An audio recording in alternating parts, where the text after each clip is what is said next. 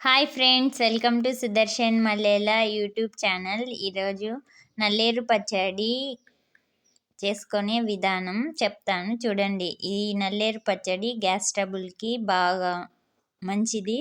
తర్వాత వచ్చేసి ఎముకలు విరిగిన అది కట్టుకునేదానికి బాగా పనిచేస్తుంది. తర్వాత సర్వరోగ నివారిణి, అన్ని రోగాలకి ఈ నల్లేరు ఆకు చాలా బాగా ఉంటుంది. నల్లేరు పచ్చడికి కావాల్సిన పదార్థాలు చూడండి. నల్లేరు వేయించుకొని పెట్టుకోవాలి. తర్వాత వచ్చేసి మిరపకాయలు, అవి కూడా వేయించుకొని పెట్టుకోవాలి. తర్వాత వచ్చేసి వెల్లుల్లిపాయలు, అవి కూడా కొంచెం ఆయిల్లో వేయించుకొని పెట్టుకోవాలి. తర్వాత వచ్చేసి కొత్తిమీర, జీలకర్ర, ఉప్పు. తర్వాత వచ్చేసి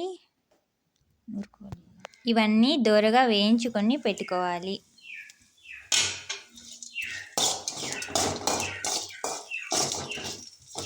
తర్వాత వేయించుకున్న తర్వాత రోట్లో వేసుకొని నూరుకోవాలి.